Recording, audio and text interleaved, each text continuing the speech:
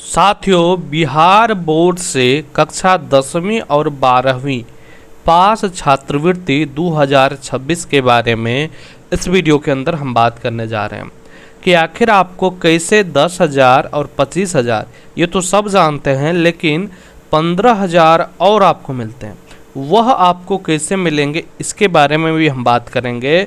साथ में लड़का लड़की दोनों को यह जो है वो स्कॉलरशिप मिलते हैं। 10वीं में 10,000 और 12वीं में 25,000 तो सब जानते हैं, लेकिन 15,000 और 10,000 बहुत सारे लोगों को नहीं पता होता है। तो आखिर वो कैसे मिलते हैं?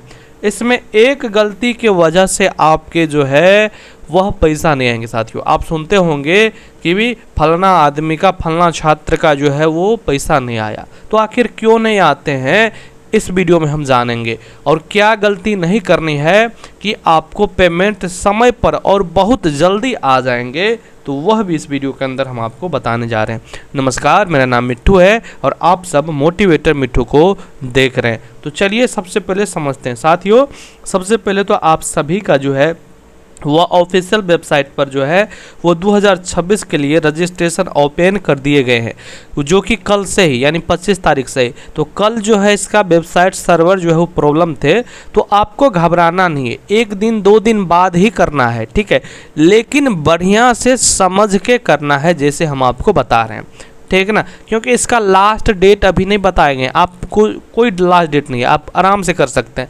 लेकिन अगर आप कोई चीज़ गलती कर दीजिएगा तब आपका पेमेंट नहीं आएगा, ठीक है ना। तो क्या और कैसे करना है सब चीज़ हम आपको बता रहे हैं। देखिए यहाँ पर जो भी छात्र छात्राएँ 10वीं और में हैं, यानी 10वीं के पास कर चुके हैं, ठीक है ना, यानी 10वीं पास कर चुके हैं, चाहे वो लड़का है वो लड़की हैं, उनको 10,000 रुपया मिलेंगे, जिसका जो है रजिस्ट्रेशन स्टार्ट है, ठीक है।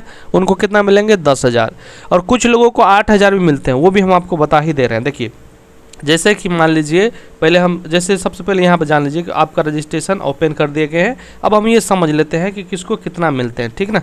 चलिए यहाँ पर देखिए, सबसे पहले जो भी छात्र छात्राएँ होंगे 10th पास फर्स्ट डिवीज़न से अगर आप पास हैं, तब आपको जो है मुख्यमंत्री बालक बालिका प्रोत्साहन योजना के अंतर्गत 10,000 रुपये आपको मिलते हैं।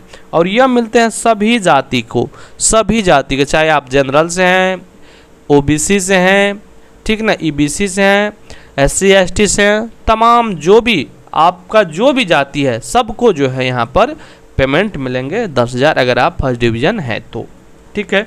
वहीं पर कुछ बच्चे जो है वो सेकेंड डिवीज़न है, तो सेकेंड डिवीज़न है तो भी मिलेंगे, लेकिन इसके लिए केवल और केवल SC और ST को ही मिलते हैं, ठीक है। तो जो भी SC ST से हैं या सेकेंड डिवीज़न भी हैं तो भी आपको कितने मिलेंगे? तो 8,000 मिलेंगे, और वह भी जो है मुख्यमंत्री बालक बालिका प्रोत्साहन योजना के अंतर्गत ही मिलते हैं। यहाँ तक आप लोग समझ चुके होंगे कि 10,000 किसको मिलेंगे, ठीक है। आगे हम बात कर लेते हैं कि 12th पास बच्चों के लिए। तो जो भी 12th पास हैं, ठीक है, सभी को मिलते हैं कितने?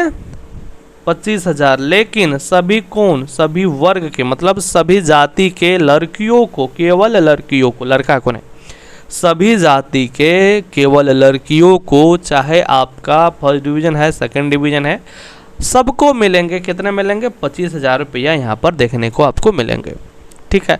आपका कोई भी डिवीज़न है कोई दिक्कत नहीं है, लेकिन आप लड़की होनी चाहिए, आपका रिजल्ट पास होना चाहिए। आपको कितना मिलेंगे? 25,000 रुपये मिलेंगे। उसका ऑनलाइन आवेदन स्टार्ट है, जो कि कन्या उत्थान योजना के अंतर्गत यह जो है वो राशि आपको दी जाती है, ठीक है। वहीं पर कोई SC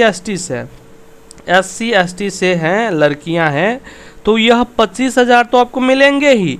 साथ में जो है आपको, अगर आप फर्स्ट डिवीज़न किए हैं, यही सबको नहीं पता होता है, तो आपको 15,000 और मिलेंगे, ठीक है। और अगर आप सेकेंड डिवीज़न किए हैं, तब आपको 10,000 और मिलेंगे, 10,000 और मिलेंगे।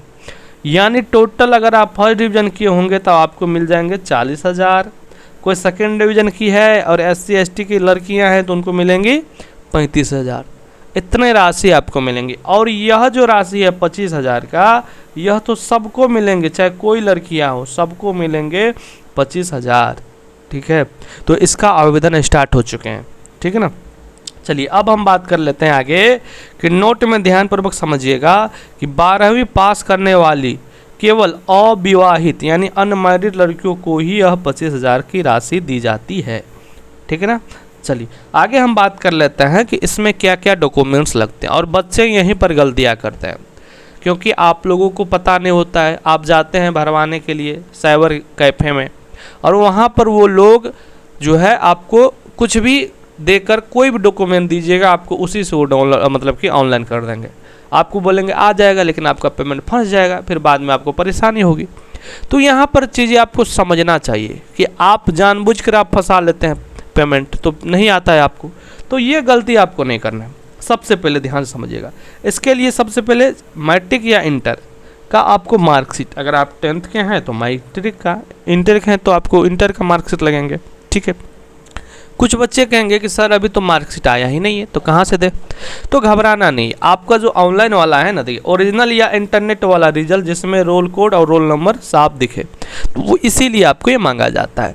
तो आपका ऑनलाइन वाला से काम चल जाएगा। अगर ओरिजिनल आ गया है तो ओरिजिनल दीजिए, नहीं आया है तो नहीं दीजिए। तो इस प्रकार का ये चीज़ें चलती है। ठीक है। इसके बाद आधार कार्ड, सबसे महत्वपूर्ण, आधार में छात्र का नाम और जन्मतिथि मार्कशीट से बिल्कुल मैच होनी चाहिए। हम आपको कई बार बताए हैं, यह सबसे बड़ा कारण होता है साथियों कि आपका पेमेंट, यहाँ तक कि आपका फॉर्म रिजेक्ट होता है, वो इसी वजह से कि बहुत सारे बच्चों का हमने देखा भी है कि आधार कार्ड पर उसका अलग डाटा रहता है, अलग डाटा नहीं सेम में रहेंगे, लेकिन आपको पता नहीं चलेगा। जैसे कि आपका नाम, आपका डेट ऑफ बर्थ, आपके पापा का नाम, आपके मार्कशीट और आधार कार्ड दोनों थोड़ा सा भी अंतर हो गया ना, एक स्पेलिंग का भी साथियों, तब आपका फॉर्म रिजेक्ट होने का चांस बनता है। तो आपको सबसे पहले ये देख लेना है कि मार्कशीट और आधार कार्ड दोनों बिल्कुल सेम होनी चाहिए। जो आधार कार्ड पर डेट ऑफ बर्थ है वो मार्कशीट पर होनी चाहिए, जो नाम वहाँ पर है वो नाम यहाँ पर होना चाहिए, यानी पूरा एग्जैक्ट डाटा। अब कुछ लोग कहेंगे कि सर मेरा गलती है आधार कार्ड में या मेरा मार्कशीट में, तो देखिए आपका मार्कशीट तो अब सही नहीं होगा, आप आधार कार्ड में जो मनसो आप मतलब कि करवा सकते हैं, तो इसको आप अभी अपडेट करवा दीजिए, क्या ही दिक्कत है। ठीक ना, क्योंकि 3 दिनों में लगभग आपका सारा कुछ सही डाटा हो ही जाते हैं। तो आप इस प्रकार से आराम से कर सकते हैं। ठीक है, क्योंकि अगर आपका मिसमैच डाटा हुआ तो आपका फॉर्म रिजेक्ट हो जाएगा, आपको पेमेंट नहीं मिलेगा। ठीक है। अगला बात, और भी कारण है लेकिन ये सबसे इम्पोर्टेंट था, क्योंकि ये सबके साथ नहीं होता, लेकिन जिसके साथ होता है यह प्रॉब्लम, उसका फॉर्म रिजेक्ट हो जाता है। इसके बाद देखिए बैंक खाता, देखिए बैंक खाता स्टूडेंट के नाम का ही होनी चाहिए, दूसरे का नहीं। ऐसा नहीं कि माता पिता के नाम का आप दे दिए, बिल्कुल नहीं चलेगा ये। केवल यहाँ देखिए, केवल जो है स्टूडेंट का ही नाम का खाता होना चाहिए, ज्वाइंट अकाउंट नहीं चलेंगे। ठीक है, तो केवल स्टूडेंट के नाम का ही खाता होना चाहिए। साथ में ध्यान से समझिए, साथ में इसमें जो है आपको आधार सीडिंग होना चाहिए। आधार सीडिंग, आप कुछ लोग कहेंगे सर ये आधार सीडिंग है कि नहीं, कैसे पता करें? तो इस पर हम एक वीडियो मतलब कि कल ही डाल चुके हैं। कल आप लोग वीडियो सेक्शन में जाइए, आपको वहाँ पर मतलब इस वीडियो से पहले आपको जो वीडियो मिलेगा वह आधार सीडिंग का ही है, तो उसको आप लोग देखिए और समझ लीजिए, आराम से चेक कर पाइएगा कि आप में आधार सीडिंग है या फिर नहीं है।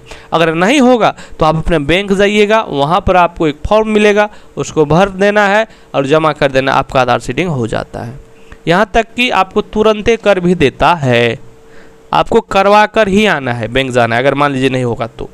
ठीक है, तो ये रही सबसे इम्पोर्टेंट बात। आगे हम बात कर लेते हैं कि और क्या क्या डॉक्यूमेंट्स लगते हैं साथियों।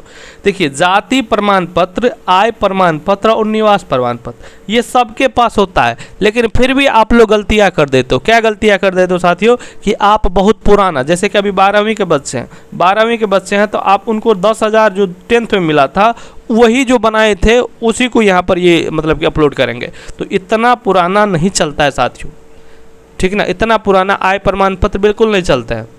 तो आपको तीनों डॉक्यूमेंट्स जो है वह पूरी नया होनी चाहिए, मतलब 6 महीना से पहले का, तब आपको जो है यहाँ पर किसी प्रकार का दिक्कत नहीं होते हैं। ठीक ना। अब कुछ लोग कहेंगे कि हम तो 1 साल पुराना दिए थे, मेरा आ गया पैसा। देखिए दादू, उसका आ गया उससे कोई मतलब नहीं रहता है, आपका पेमेंट फंस सकता है, ये जान लीजिए।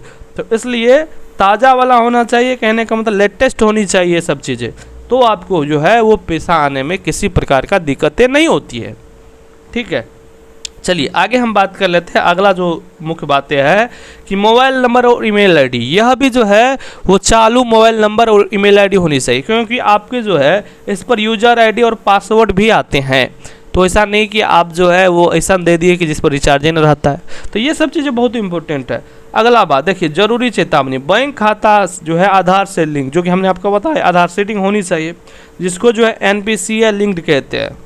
ठीक ना, नहीं तो पेमेंट रिजेक्ट हो जाएगी। यहाँ पर देख लीजिए, यहाँ पर पेमेंट नहीं तो क्या हो जाएगी, रिजेक्ट हो जाएगी। यहाँ पर हमने आपको इसमें भी लिखे हैं और आपको बता भी चुके हैं।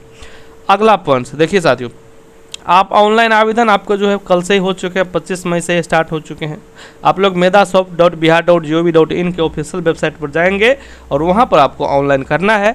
आपको खुद से नहीं होता, आप किसी साइबर कैफे में जाइए, लेकिन ये सभी डॉक्यूमेंट जो हमने आपको बताए, जैसे बताए वैसे ही करना है। ठीक है, अगर आपके मन में किसी भी प्रकार का डाउट है तो आप निश्चिंत होकर हमें कमेंट में पूछिए, हम आपको रिप्लाई देने का काम करेंगे। धन्यवाद साथियों।